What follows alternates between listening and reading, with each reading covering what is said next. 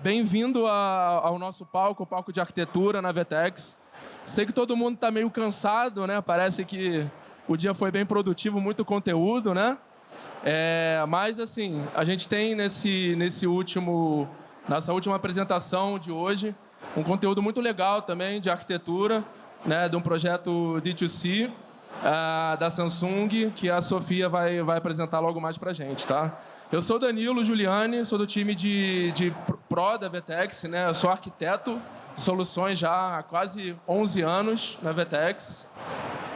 Legal, Dan. Eu sou Guilherme Beltramin, eu sou Customer Excellence Manager da Samsung, então faço aí essa ponte de dia a dia, e aí eu tive o prazer de dividir com o Danilo e com a Sofia essa frente de projeto que foi super importante, uma virada estratégica para a Samsung. Então, Samsung, nossa parceira desde 2018, líder em TVs e smartphones no Brasil e um dos maiores clientes da VTEX. Então, uma virada, o D2C traz um marco importante para a operação de um cliente tão grande. Só alguns números rápidos aqui sobre esse grande projeto deles. 8 canais próprios, mais de 10 marketplaces, 100% desses canais virados para Black Friday do ano passado, com uma operação super relevante. 6 meses para lançar um primeiro piloto e outros 4 meses para lançar todos os outros canais que vieram na sequência. Então, um grande case para quem quer aprender um pouquinho sobre D2C. Então, chamando ao palco, Sofia Dias. Uma salva de palmas. Boa tarde, pessoal. Tudo bem? Meu nome é Sofia. Eu sou gerente de e-commerce aqui na Samsung. E atualmente eu sou responsável pelo time que cuida da sustentação do e-commerce, né? Então, tudo que é plataforma VTEX, integrações, aplicativo. E hoje eu vim conversar com vocês um pouco sobre um projeto que a gente executou no ano passado aqui na Samsung, que foi o D2C. Basicamente, durante muito tempo, o e-commerce da Samsung ele foi gerenciado por um full commerce, né, que cuidava de toda a operação. Então, desde a exibição dos produtos no site, o gerenciamento do e-commerce, o fulfillment, a entrega até o consumidor final, tudo era feito por esse full commerce. E com o passar do tempo, a Samsung foi entendendo a necessidade da gente internalizar esse canal, muito para a gente conseguir aumentar a margem, né, porque tinha algumas questões de bitributação ali nesse funcionamento com o full commerce, né? Além disso, a gente busca, através dessa internalização, ter uma aproximação também com o cliente e, com base nisso, então, na realidade surge o projeto D2C. E, basicamente, esse projeto, ele, muito diferente de outros projetos, né, que o pessoal já discutiu aqui hoje, o foco principal dele foi no back, né, então nas integrações que permeiam ali o e-commerce, porque a Samsung ela já possuía um front-end que vinha sendo utilizado pelo full commerce e a gente aproveitou esse front que já estava desenvolvido e a gente trabalhou nas integrações para conseguir passar essa operação para a gente. Então, basicamente, a gente teve todo um trabalho para conseguir mapear quais eram os principais sistemas que a Samsung precisaria se conectar para conseguir realmente viabilizar essa operação. Então, coloquei aqui alguns dos principais sistemas. Então, a gente tem o ERP, então, para fazer a integração de pedido e envio dos pedidos para o nosso ERP, envio dos preços, do estoque, todas essas interações que precisam acontecer. A gente teve com meios de pagamento, para a gente conseguir fazer a conciliação bancária. A gente teve da logística, para a gente conseguir enviar o tracking para o consumidor, receber a confirmação da entrega. A gente teve conexões com sistemas de devoluções também, que a Samsung trabalha. A gente teve muitas conexões com marketplaces. A gente teve integrações com todos os sistemas que envolvem os serviços que a Samsung oferece. Então, a Samsung hoje trabalha com uma série de serviços, como, por exemplo, seguros, instalação. Então, tudo isso precisava ficar conectado para que o cliente tivesse uma experiência fluida de compra.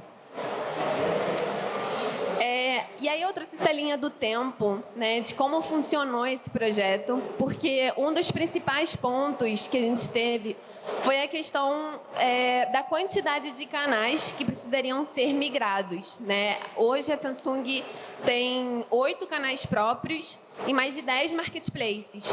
Então, a gente precisou fazer um faseamento desse projeto para realmente conseguir entregar tudo no tempo, né?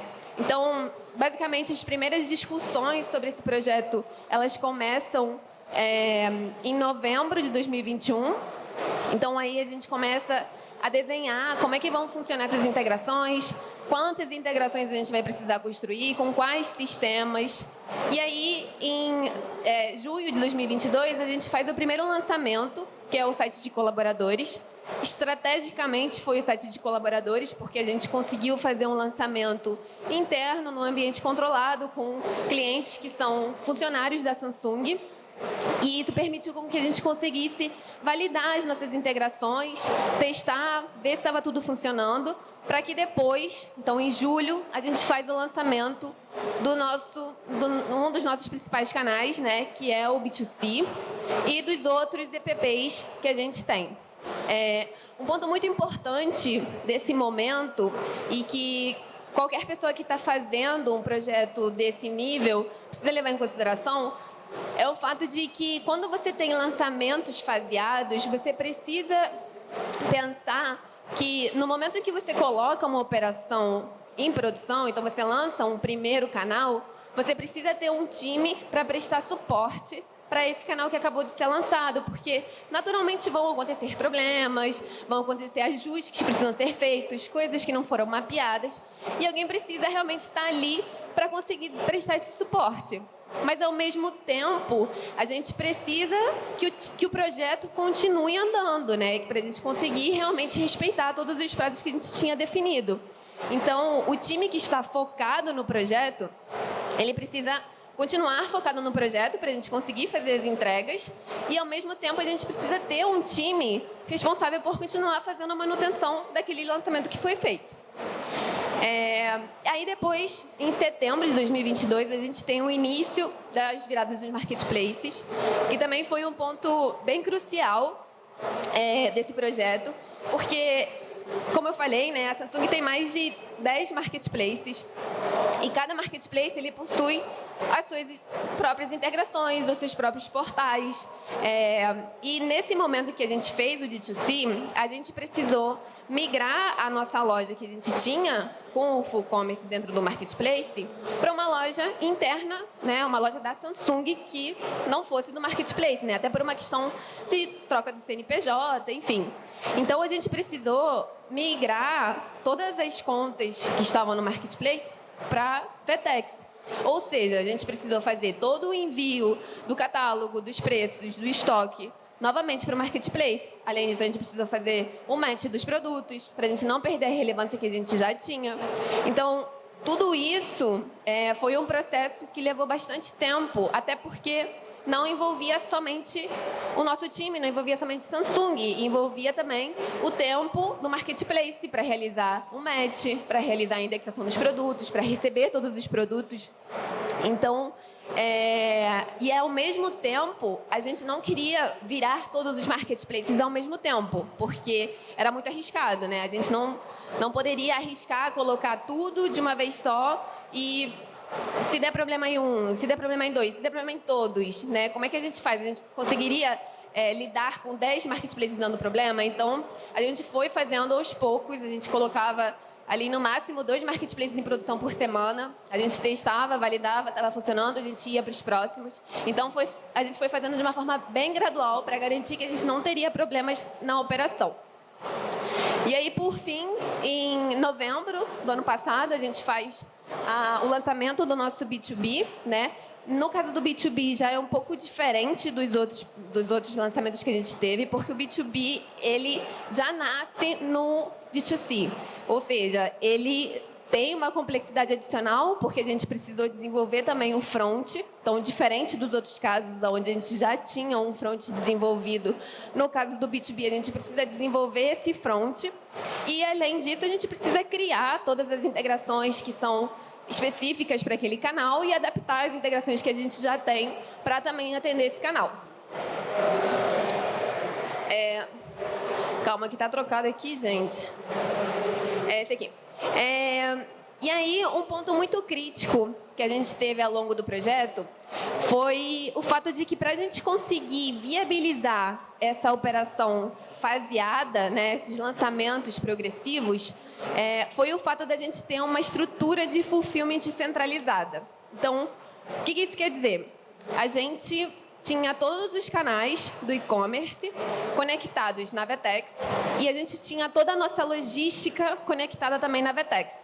E a gente fez todas as configurações necessárias ali dentro do ambiente da Vetex para que a Vetex conseguisse, na medida que forem chegando os pedidos, a Vetex já tinha uma inteligência para definir qual seria o centro de distribuição, qual seria a transportadora, qual seria a doca que iria atender cada um desses pedidos. Porque vocês imaginam, a gente com mais de 18 canais ativos, né?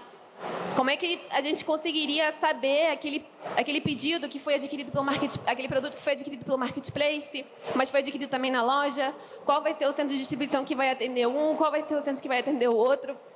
Então, a Vetex facilitou muito todo esse processo para a gente, porque eles já faziam toda essa inteligência, já faziam toda a inteligência ali do fulfillment. Então, no nosso RP, a gente já recebia a informação exata de para onde que esse pedido precisava ser mandado, qual era a logística que precisava atender. Então, esse ponto foi também muito importante para a gente conseguir ter sucesso nesse projeto. E aí eu vou falar um pouco sobre os principais desafios que a gente enfrentou. Então, quando a gente fala de um projeto desse porte, né, inevitavelmente a gente pensa na complexidade de construir todas as integrações, todas as interfaces, né? Porque além das interfaces, além das integrações, a gente não é só chegar e desenvolver, né? Quem dera. A gente precisa fazer todo um mapeamento do que precisa ser integrado, de quais são os sistemas, como eles funcionam, como as informações precisam transitar de um lugar para o outro, né? Então, e além disso, né, a gente precisa validar depois tudo. Então, uma vez que a gente fez o escopo, né, do que vai ser feito, criou os fluxos, criou a arquitetura, desenvolveu, a gente testa, faz os testes unitários, faz os testes integrados, né? Então, tudo isso realmente exige muito trabalho e, com certeza, é um dos principais desafios conseguir fazer essa orquestração toda. Depois a gente tem a manutenção das duas operações que a gente tinha rodando ao mesmo tempo. Então, a gente tem a operação do Full Commerce rodando em paralelo com a operação da Samsung, porque no momento que a gente coloca em produção o site de colaboradores, né, no modelo de D2C, a gente ainda tem todos os outros canais rodando nas integrações do Full Commerce. Então, a gente precisa manter tanto as integrações que estavam rodando para o Full Commerce, como as nossas, né? E um ponto que foi crucial para a gente conseguir fazer isso foi o fato de que, na Vetex, a gente tem uma divisão dos canais em políticas comerciais. Então, cada canal tem a sua política. E aí, o que a gente foi fazendo? Através da criação de feeds de pedidos, né, a gente foi passando as políticas de cada canal de uma integração para outra. Então, isso foi fundamental para a gente conseguir manter essa gestão das duas integrações simultaneamente, né? Depois a gente tem a questão da curva de aprendizado de uma operação nova, né? Então, naturalmente, a Samsung ela vinha operando muito mais como uma indústria, né? Ela não fazia as entregas para o consumidor final. Então, para a logística conseguir entender como fazer esse processo, ajustar os tempos de entrega, existiam muitas situações que a gente teve que ir descobrindo também ao longo do caminho. Então, por exemplo, Um ponto que foi muito comentado ao longo do projeto foi a questão dos kits. Então, a Samsung ela vende muitos kits de produtos, né? E quando a gente foi ver na logística, eram kits de produtos que estavam localizados em estados diferentes, né? Em centros de distribuição que estavam cada um no lugar do Brasil. E aí, como é que a gente faz para juntar isso tudo para o cliente poder receber, né, esse pedido? Então, tudo isso, graças às ferramentas que a gente teve da Vetex, a gente conseguiu viabilizar essa operação. Mas, com certeza, foi um grande desafio que a gente teve para conseguir entender como isso seria feito. E aí, por último, eu quis trazer esse ponto porque eu acho que é algo que, às vezes, a gente não pensa tanto quando a gente planeja um projeto desse porte, mas quando você está ali no dia a dia do projeto, você vê quão fundamental é você ter uma boa comunicação, você ter bons alinhamentos com todos os times, são muitas pessoas envolvidas, muitos canais, parceiros, enfim, são muitas frentes. Então, é muito necessário que todos estejam alinhados com relação ao que está sendo feito. Às vezes, as coisas mudavam de um dia para o outro, então a gente precisava passar de novo essas informações. Então, assim, é extremamente importante que todos os times estejam alinhados com relação à priorização desse projeto, né? Então, a gente tem um cronograma, mas a gente só vai conseguir cumprir esse cronograma se realmente todos os times estiverem engajados para cumprir esses prazos, né? Porque a gente não faz nada sozinho, não era só a gente desenvolver as integrações ou a gente fazer os lançamentos. A gente precisava que os parceiros, os sistemas, todos estivessem adaptados para a gente conseguir, de fato, ter sucesso. Né? Então, muitas vezes, ao longo do projeto, a gente teve situações onde a gente chegava para fazer o teste integrado e simplesmente alguém aparecia e falava: ué, mas ninguém me falou que vocês estavam fazendo isso, que a gente tinha que desenvolver isso, não fiz nada. E aí a gente volta, mapeia o que ficou faltando, por que isso ficou faltando, a gente faz a comunicação de novo, né? Então, tudo isso precisa ficar muito bem definido para essas questões não atrapalharem no prazo final do projeto, né? E aí, falando um pouco sobre o futuro, né? Agora, com a operação já internalizada, o nosso foco agora é o Omnichannel, né? Então, acho que é uma questão muito forte globalmente. A Samsung também entende essa necessidade de trazer uma experiência de compra para o usuário mais conectada entre todos os canais. Então, a gente já trabalha com prateleira infinita, a gente quer trabalhar também com a disponibilização do estoque das lojas físicas, do nosso e-commerce. A gente quer tornar os nossos pontos físicos em locais de retirada. Então, existem uma série de evoluções que a gente ainda precisa fazer e que a gente estão no nosso roadmap, né, voltadas realmente para o Omnichannel. Depois a gente tem a questão do monitoramento da operação, né? Porque, ao todo, foram construídas mais de 100 interfaces, né, ao longo desse projeto, e a gente precisa ter responsabilidade sobre as interfaces que foram criadas, né? A gente precisa saber quando uma interface está com algum problema, a gente precisa se antecipar aos problemas, né? Então, uma dificuldade que a gente teve no início quando a gente foi fazendo os lançamentos foi o fato de que, às vezes, a gente ficava sabendo de um problema que estava acontecendo em algum fluxo depois, quando o cliente já tinha sido impactado. Então, o objetivo disso é a gente conseguir minimizar o impacto para o consumidor final e a gente conseguir solucionar o problema enquanto ele ainda está do nosso lado, né? Para que o consumidor não tenha a sua experiência afetada, não tenha nenhum problema, o pedido chegue com tudo certo, no prazo, enfim. Então, foi feito todo um trabalho de monitoramento, inclusive o Rafa, que é o responsável por essa área, ele estava comentando ontem aqui no VTEX Day, então ele teve uma palestra também falando sobre isso, também foi muito interessante, sobre como foram feitos todos esses... ele está aí, você mesmo, Rafa. Então, ele fez todo esse trabalho de orquestrar os monitoramentos, notificar os times, né, que é fundamental. Então, a gente hoje tem muita mais noção do que está acontecendo e a gente consegue atuar de forma proativa, né, nos problemas.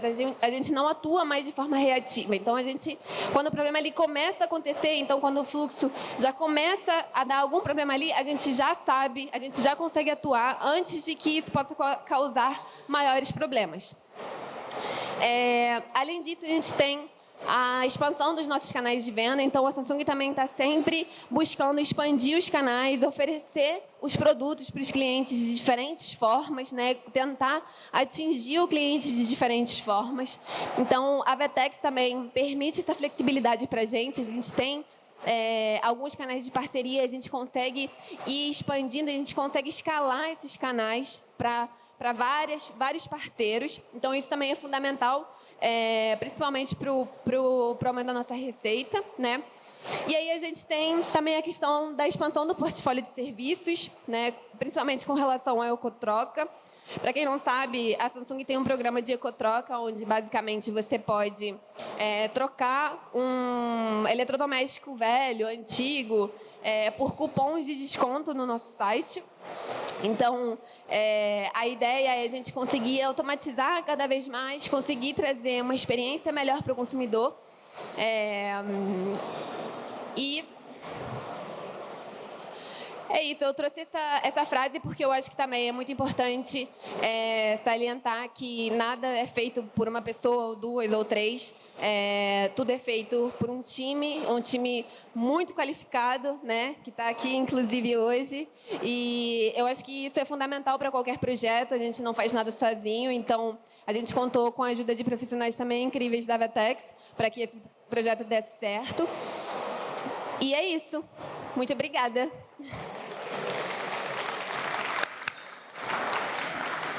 Muito bom, Sophie. Obrigado pela sua apresentação. Acho que aqui algumas perguntas, um pouquinho do contexto, né? Acho que muitos canais, milhares de pedidos sendo colocados aí mensalmente para a Samsung, canais que envolviam um contato externo, que no fim do dia, o que o consumidor vai enxergar, né? Seja o pedido atendido pelo Full Commerce, seja ele atendido pela Samsung, vai ser aquela experiência da venda, mas com a marca da Samsung. Então, manter esse nível de atendimento sempre foi algo que foi sempre pauta dessas reuniões do projeto, para que vocês conseguissem manter esse nível de qualidade. Então, eu entendo que esses momentos de corte eles foram cruciais para poder garantir, beleza, o cliente comprou, foi atendido pelo Full Commerce, comprou amanhã, agora é Samsung. Como que foi a estratégia para vocês? Eu entendo que também tinha uma preocupação de receita, eu não posso perder receita, eu preciso minimamente manter também os níveis de negócio. Então, como que foi a estratégia, pensando nos downtimes, pensando nessa transição de operação, que acho que foi algo que você frisou bastante durante a sua apresentação, né?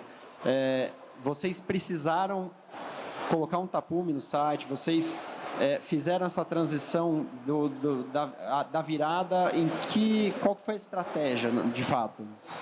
Boa. Na realidade, esse foi um ponto bem importante para a gente em cada lançamento. Cada lançamento que a gente fazia, a gente preparava um plano de cutover, né, para entender minuto a minuto o que iria acontecer no lançamento, para a gente garantir que a gente não teria nada que não estivesse mapeado, alguma ação que a gente precisasse tomar, ou que algum parceiro precisasse tomar e que não estivesse ali dentro do plano. Porque quando você faz essas migrações, né, de fato, cada minuto que o site está parado conta, né? Então, a gente precisava fazer com que esse downtime fosse o menor possível. E aí, no início, a gente sempre subiu tapumes, né, para a gente conseguir parar o tráfego do site, parar os pedidos. E aí o que a gente fazia, né, é que principalmente com relação aos pedidos, a gente, através do feed, a gente conseguia mapear qual tinha sido o último pedido foi feito na operação antiga, né? E aí dentro do feed que era configurado para integração nova, a gente colocava o sequence, né, do pedido, e aí a gente colocava qual era a política. Então, a partir daquele momento, todos os pedidos começavam a ser integrados já na nova operação.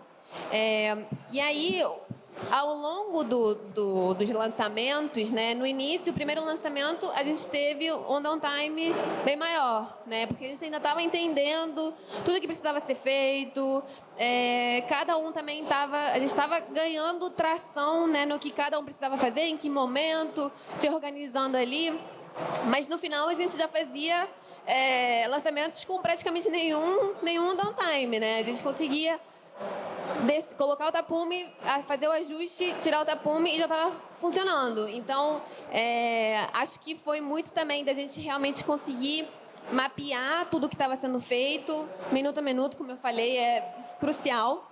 E, bom, a gente também, um ponto importante é que a gente sempre teve planos de rollback muito bem definidos, né? Porque caso aconteça qualquer problema, a gente não pode ter a operação parada por muito tempo, a gente não pode ter o nosso site fechado por muito tempo. Então, no caso de qualquer problema, a gente já tinha também um plano ali definido para poder voltar e aí a gente resolvia o problema e depois tentava novamente, enfim. Então, acho que isso foi crucial. Boa. Eu participei de perto e Sofia falou que o plano era minuto a minuto e era de verdade. Minuto a minuto. A gente sabia exatamente o que a gente precisava fazer. E o downtime inicial, ele foi planejado. A gente sabia que ele ia acontecer naquele tempo, né? E a gente foi evoluindo, né, junto a forma como e o tempo, né, que até conseguir chegar num downtime de 1 minuto, menos do que isso, né? Sofia, minha pergunta é a seguinte: você fazendo a apresentação em meia hora de um projeto robusto assim, né, que durou 10 meses, um pouquinho mais, né? Parece simples, parece que tudo é muito fácil, né? Nós temos muitas áreas envolvidas. Nós temos muitas empresas envolvidas. Nós temos, por exemplo, a Infracommerce, que teve um papel importante, que tinha um papel importante antes, né, e que continuou como parceira na parte do saque, né? Nós temos área de negócio, área de tecnologia, parceiro de integração, Link API. No fim do dia, como é que era um processo de comunicação? Você já falou um pouquinho, mas existia algum modelo, alguma forma de simplificar um assunto que poderia ser um pouquinho mais técnico para todo mundo conseguir entender? Isso é sempre um desafio de qualquer projeto, né? Mas como é que vocês conseguiram lidar com isso? Boa.